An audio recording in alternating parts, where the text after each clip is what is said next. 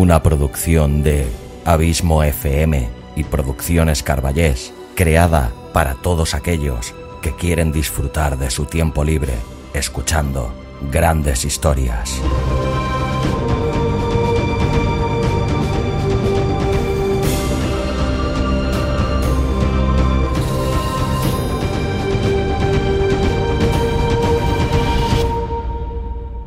Audiolibros y relatos. Un podcast literalmente literario.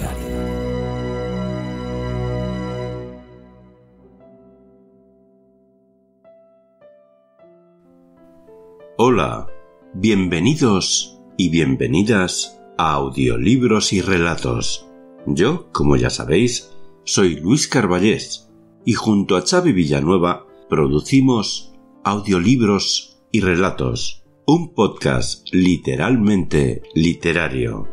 Siempre nos hemos visto leyendo libros, relatos, cuentos y poesías de escritores famosos y de gran trayectoria, pero muy pocas veces le prestamos atención a nuevos escritores que desean ser escuchados por el mundo.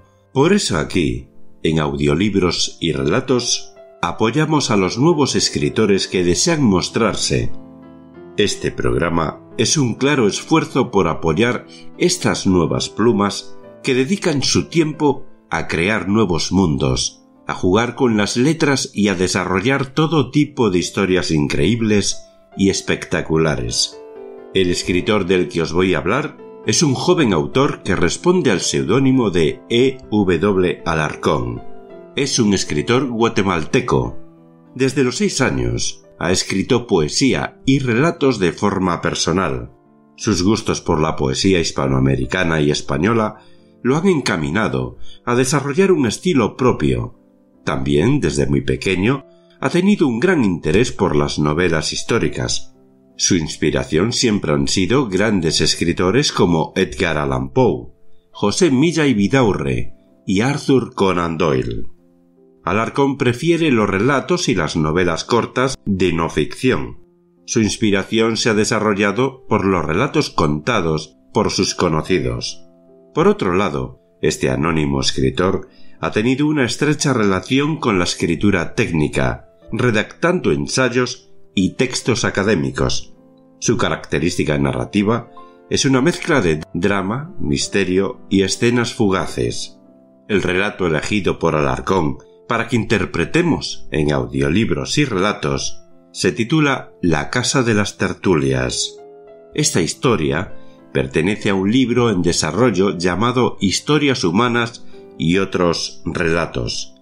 Esta historia trata sobre una familia de apellido Ceballos, de la cual su hogar es protagonista de las más interesantes conversaciones o tertulias amenas orquestadas por prestigiosos pensadores, escritores, abogados y toda la faena intelectual del pequeño pueblo de Morales.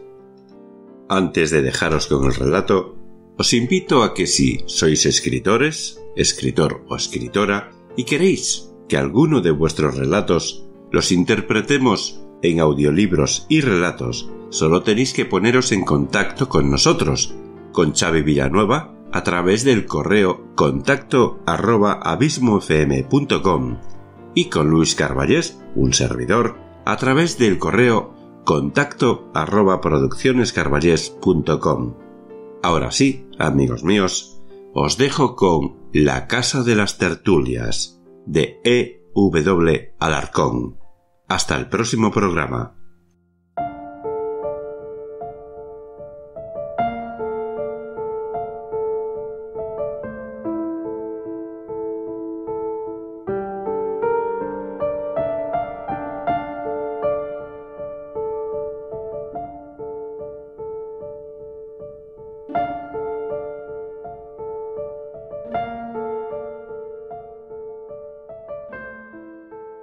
La casa de la familia Ceballos era todas las noches hogar de las más amenas tertulias del entonces pequeño pueblo de Morales.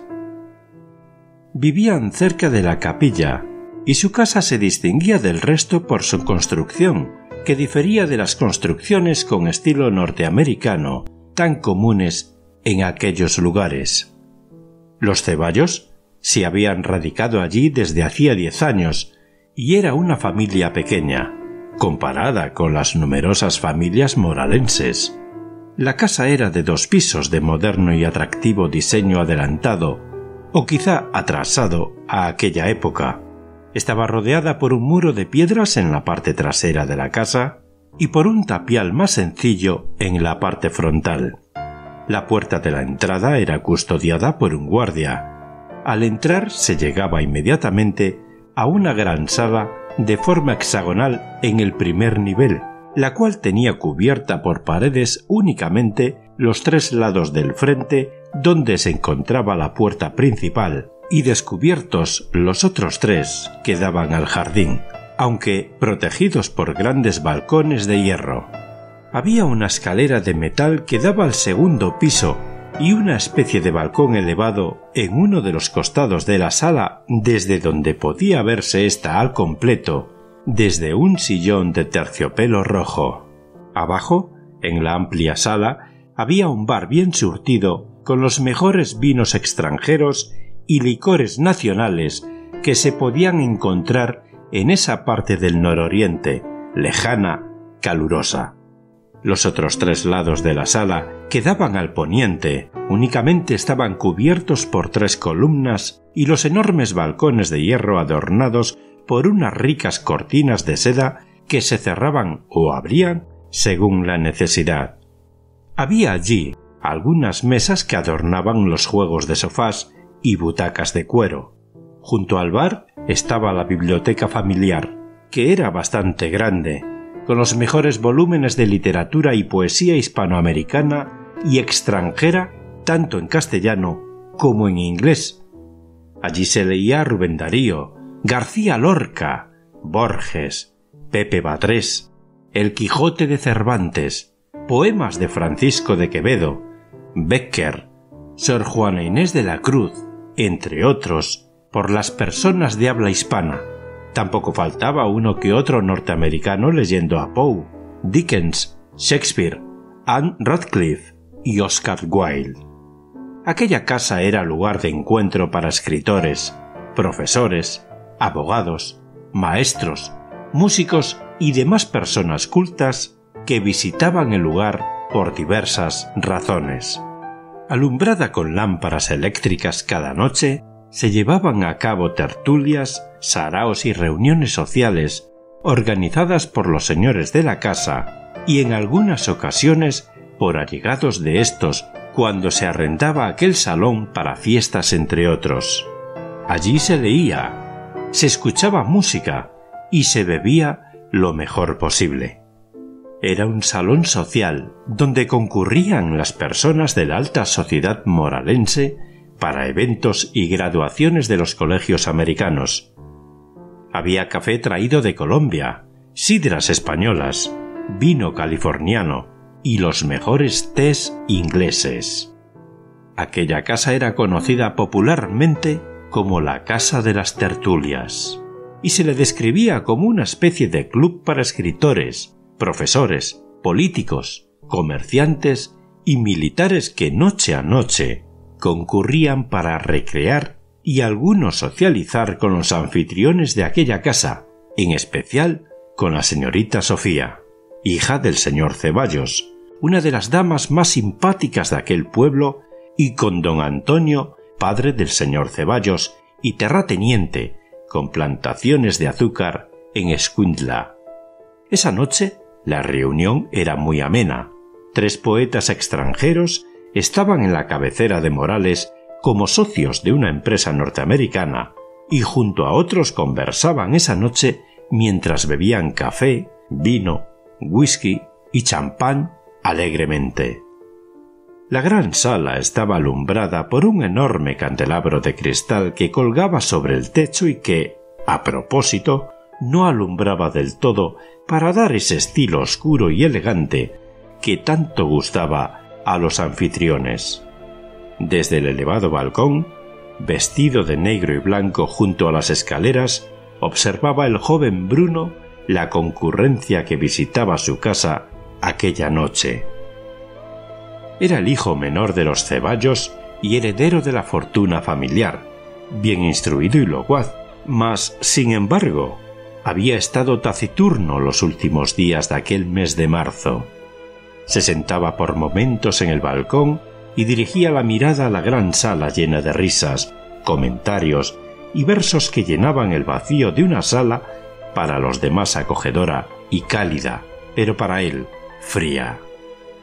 Bebió un sorbo de café caliente y fijó la mirada sobre el lugar, tratando de buscar nada entre la multitud de invitados. Desde que la señorita Anne se había marchado a la Argentina, un año atrás, él ya no era el mismo.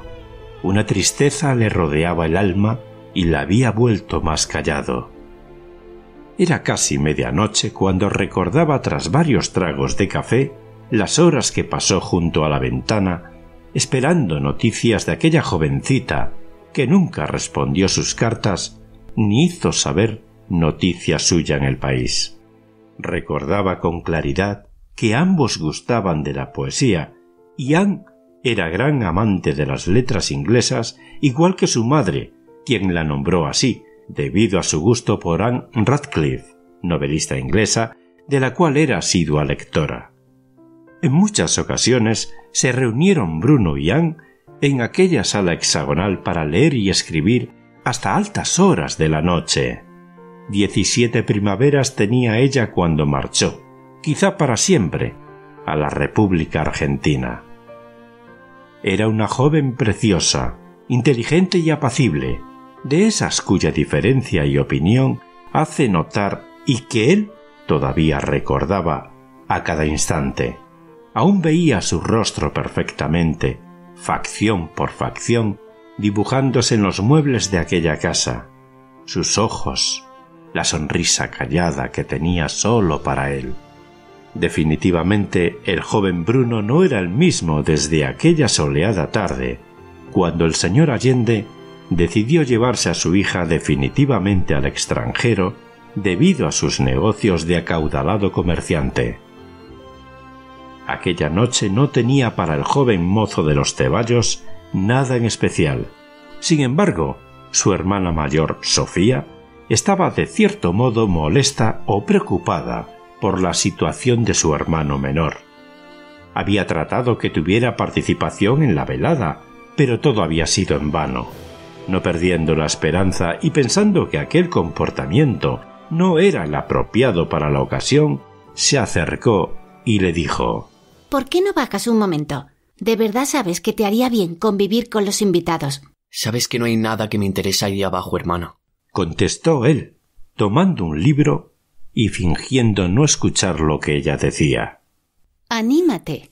Esta noche hay 3 importantes escritores con los que deberías socializar, puesto que papá no está y es obligación de la casa mostrar simpatía con los invitados. Tal vez puedan sugerirte un buen libro, o por lo menos quieran tomar una copa o un café. No es común, dijo ella, después de una pausa, que un miembro de la familia más conocida del pueblo no conviva con ellos. Si prometes dejar de molestarme por el resto de la velada, bajaría, dijo secamente. Lo prometo. Será solo por esta vez. Baja, saluda a los invitados, conversa un poco. Solo vuelve a ser un poco más como antes. Bajaré, contestó. Daré un rápido paseo y si no encuentro algo interesante, que es lo más seguro, me iré a dormir. Bajó por los primeros peldaños de los escalones y dirigió otra vez la mirada hacia abajo, barriendo toda la hexagonal sala con la vista. Esta vez alguien llamó su atención, quizá por la luz del candelabro, que no alumbraba del todo la sala. Junto al bar, creyó ver una figura que de golpe le pareció conocida.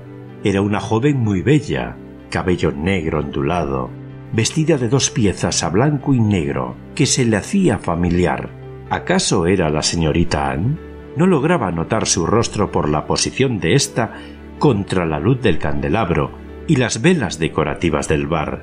Estaba sentada frente a la barra con un librito en la mano que intentaba en vano leer mientras tomaba una copa.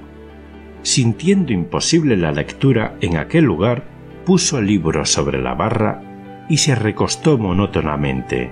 El joven no supo entender si de verdad se trataba de ella o si acaso estaba soñando. Cuanto más se acercaba por la sala saludando sin prestar atención a sus invitados, más le parecía que al mirarla era ella. De pronto el candelabro se apagó. Fue una falla eléctrica. Se escuchó a lo lejos mientras las personas, como si nada sucediera, encendían velas para alumbrar en lo posible aquella sala. Los músicos siguieron tocando Quiet City de Aaron Copland, composición reciente de aquel músico, tocada por una orquesta sin nombre.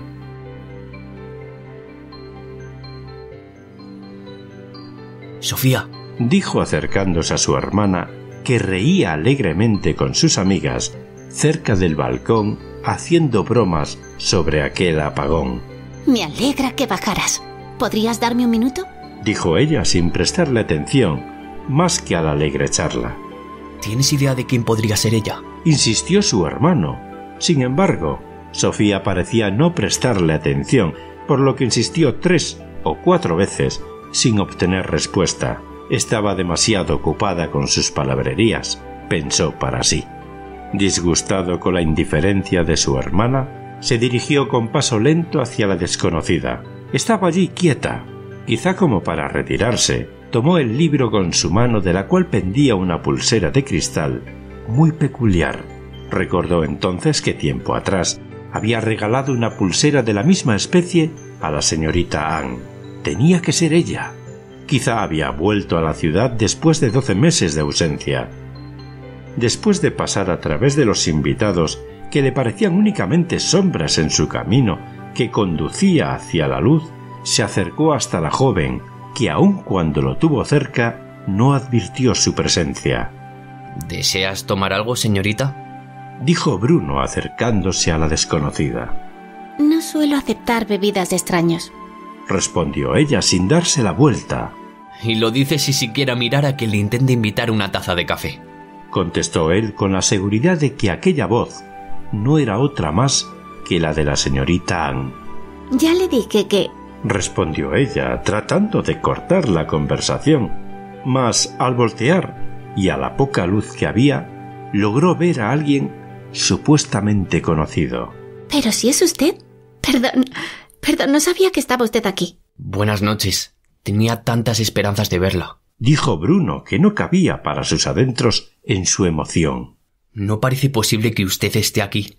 ¿Por qué se fue así, tan de repente? No hablemos del pasado, respondió ella. No me gusta recordarlo. Está bien, no hay problema para mí. Lo que importa es que esté usted por acá. Sí, tanto tiempo.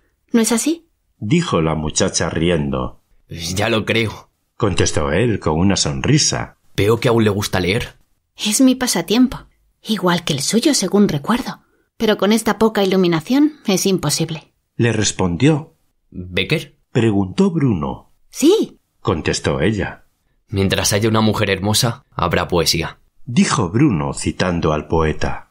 Hablaron alrededor de media hora sentados uno junto al otro en la oscuridad de la barra. Ella con la vista hacia el bar, él, por el contrario, viendo hacia los balcones hasta que la última campanada tocó las 12. Ni el uno ni el otro se atrevió a preguntar o decir su nombre. En el fondo, él creía que la conocía, y ella igual, como si ambos se hubiesen reencontrado después de aquel año cuyos cambios uno de ellos aún no se atrevía a aceptar.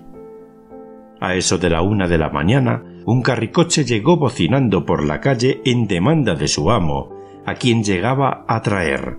Habiendo salido la mayoría de los invitados, pocos quedaban ya en aquella alegre tertulia. Iban retirándose paulatinamente, uno tras otro, con risas y versos, damas de 40 años, caballeros a la sazón de la tercera edad, capitanes del ejército, y por último, los 3 poetas, un mexicano, un cubano y un francés, quedando solamente los 2 jóvenes.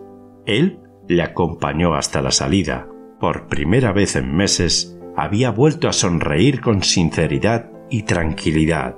Antes de dejarla ir, la tomó de las manos y mirándose uno al otro, fijamente a los ojos, pronunciaron: ¿Anne? Preguntó él. ¿Gabriel? Preguntó ella. A la luz de los faroles de la calle y las luces de los autos que pasaban recogiendo a sus principales, se dieron cuenta de la invisible verdad que oculta quedaba en la oscuridad de la fiesta. Las coincidencias habían logrado encajar pintando sobre el contexto la afirmación de que él se había encontrado nuevamente con la señorita Anne y ella con un conocido de su infancia. Ambos se habían equivocado de persona. Se parece tanto a ella, dijo él, murmurando para sí. Al parecer, cada uno era idéntico a quien el otro buscaba. No obstante, a la luz de los autos podía verse claramente las diferencias físicas que, a pesar de ser mínimas, eran palpables. Como los mellizos imposibles de dos personas cuyo paradero ignoraba tanto uno como el otro. Quizá la casualidad más grande no había sido que ambos se parecieran a aquellos que cada uno buscaba, sino el haberse encontrado y confundido en aquel lugar. Aquella coincidencia les había llevado a pasar una amena velada en compañía de la persona equivocada. Eran aquellas coincidencias extrañas que suceden a veces, quién sabe por qué, en aquellos páramos. Lo lamento, veo que usted no es quien yo creí, musitó, bajando el rostro. Lo mismo digo, dijo ella, sonrojándose. Pero la verdad se le parece mucho. Y no lo digo por su apariencia física, sino por su parecido intelectual con él. Señorita Montesco, ya es hora de que se marche, interrumpió la voz del chófer que entraba a buscar a la joven para llevarla a su residencia. Lo lamento, creí que era otra persona a quien yo he deseado ver, y que se le parece mucho, alcanzó a decirle mientras ella subía al vehículo. Bueno, es hora de que se despida, señorita Montesco, dijo el chófer como si ignorara el resto de la conversación. Igual, fue un gusto, dijo ella. Creo que mientras más se piensa en alguien, más se cree ver en todos lados. Buenas noches. El auto se marchó con la desconocida a bordo, quien no se apartó del cristal para ver a través de la casa, en cuyo portón quedó el joven Bruno inmóvil y pensativo por largo rato, hasta que el vehículo se perdió en la bruma de la madrugada. Las calles frías que giraban, subían y bajaban por los barrios del poblado. Tiempo después, la familia Ceballos se marchó de Morales y aquella hermosa casa de las tertulias, con su sala hexagonal, quedó abandonada. Se supo que fue vendida a una compañía norteamericana. Años después, desde que los Ceballos se fueron, jamás fue habitada otra vez. Algunas veces, los ahora señores, y que en ese tiempo fueron mozos de buen vestir, cuentan que en repetidas ocasiones se vislumbró un carricoche estacionado cerca de la casa abandonada, al filo de la medianoche, del que sólo veían bajar a una joven de semblante tranquilo y cabello ondulado, que miraba un par de segundos aquella casa y subía al auto, en cuya placa podía leerse únicamente la palabra Montesco.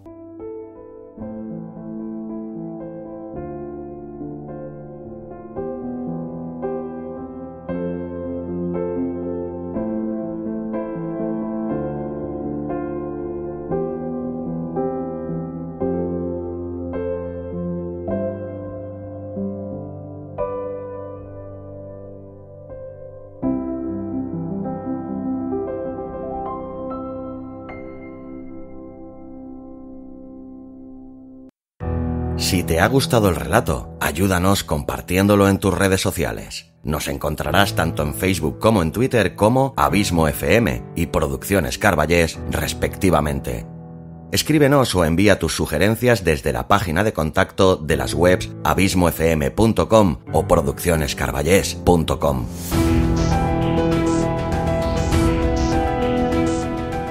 Y si te ha gustado el podcast, te recomiendo que te suscribas a él, sea cual sea la plataforma desde la que nos escuchas. Síguenos también en Spotify. Hasta la semana que viene. Audiolibros y relatos.